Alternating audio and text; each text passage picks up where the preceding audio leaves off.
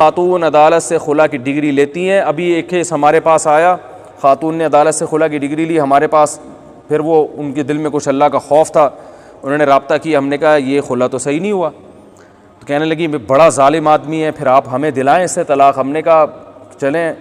وہ اتنی اس نے خطرناک چیزیں لکھی ہوئی تھی, ہم نے کہا بھائی یہ تو بیچاری مظلوم عورت ہے.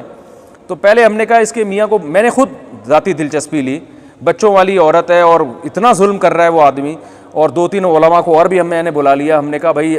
ایک ادارے کو بھی انوالو کیا ہم نے اس میں, تاکہ ایک طرفہ میری ذاتی کارروائی نہ ہوئی. تو پورا ادارہ انوالو ہوا, ہم نے اس کے میاں کو بلایا, ہم نے کہا بھائی یہ جب تفتیش کی تو پتہ چلا یہ سارا جو کچھ لکھا ہوا ہے جھوٹ کا پلندہ ہے,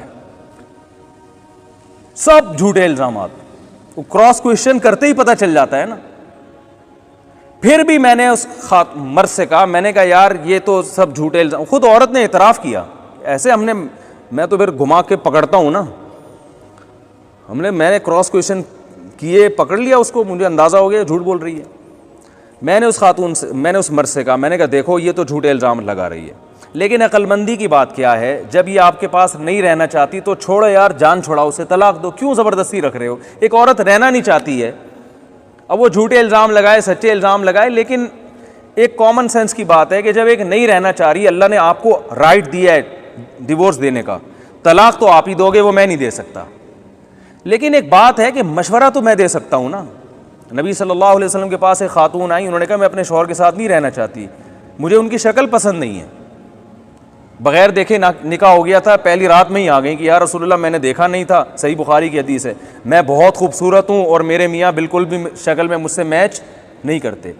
یہ نہیں کہ 1 سال 10 سال کے بعد آ رہی ہیں, تو 10 سال کے بعد آتی تو اللہ کے نبی فرماتے پھر پہلی رات میں ہی آ جانا تھا نا. 10 سال کے بعد آ کے کہہ رہی ہو 6 بچوں کے بعد کہ مجھے پسند نہیں ہے, تو پہلی رات کے بعد ہی آ گئی, کہہ رہی میں نے دیکھا نہیں تھا, مجھ سے غلطی ہوئی ہے, اور میرا خیال تھا نارمل, بہت خوبصورت نہیں ہوں گے تو نارمل ہوں گے نا. انہوں نے مہر بھی بہت دیا تھا, پورا باغ دے دیا تھا مہر میں, لیکن یا رسول اللہ بھی من الجمال ما ترى, آپ دیکھتے ہیں کہ میں کس قدر حسین عورت ہوں, اور میرے میاں قد کے بھی چھوٹے, رنگ بھی ان کا سیاہ ہے, اور مجھے ان کے اخلاق اور دینداری پر کوئی اعتراض نہیں ہے, لیکن میں نہیں رہ سکتی. تو اللہ کے نبی نے ان کے میاں کو بلایا, ان کو فرمایا کہ بھائی چھوڑ دو اس کو, طلاق دے دو, غلطی ہو گئی ان سے انتخاب میں, سلیکشن میں. اور اب ظاہر ہے جب محبت نہیں ہے, ان خاتون نے کہا یا رسول اللہ مجھے محبت نہیں ہے تو میں ناشکری کروں گی شوہر کی, مجھ سے حقوق نہیں ادا ہوں گے. تو شروع میں یہ فیصلہ کر لیا. تو اللہ کے نبی نے ان صحابی کو کیا مشورہ دیا, طلقھا, ان کو کیا دے دو, یک طرفہ ڈگری نہیں جاری کی کہ تم دو ورنہ میں ابھی پیپر پکڑاتا ہوں ان کو. یہ نبی نے اپنے لیے بھی اس کا حق نہیں سمجھا کہ مجھے بھی رائٹ نہیں ہے, یہ جس چیز کا حق اللہ نے نہ دیا تو وہ نبی کیسے اختیار کریں گے. تو جب نبی کو یہ رائٹ نہیں تھا کہ وہ کسی کی زوجہ کو کسی کے اس کے شوہر کی مرضی کے بغیر طلاق دے دیں, تو عدالت کو کہاں سے رائٹ ہو گیا بھائی یہ. تو آپ صلی اللہ علیہ وسلم نے ان صحابی سے کہا طلقھا, ان کو کیا دے دو, طلاق دے دو اور مہر واپس لے لو. تو انہوں نے کہا ٹھیک ہے یا رسول اللہ, میں نے دے دی طلاق اور مہر واپس لے لیا. تو میں نے بھی, یہ میرے سامنے یہ حدیث تھی, میں نے ان سے کہا یار یہ نہیں رہنا چاہتی تمہارے ساتھ تو چھوڑو یار, دے دو طلاق, کیوں خام میں عدالتوں میں جاری ادھر ادھر. اس نے کہا ٹھیک ہے نہیں رہنا چاہتی, میں نے اس کے بہت خیال کیا, اس کے حقوق ادا کیے. ہوا یہ تھا کہ بے روزگاری آئی تھی, تھوڑا سا ان کے ساتھ معاملہ کیا ہو گیا تھا, اونچ نیچ ہر گھر میں ہوتی ہے, اور انہوں نے کہا وہ بے روزگاری دور بھی ہو گئی, اب اللہ نے مجھے مالی وسعت دے دی ہے,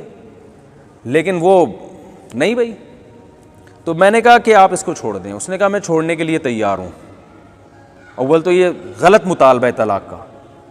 لیکن میں پھر بھی دینے کے لیے تیار ہوں, اس شرط کے ساتھ کہ بچوں کو مجھ سے ملانے کا انتظام کرتی رہے, اور میری بیٹی جوان ہونے والی ہے,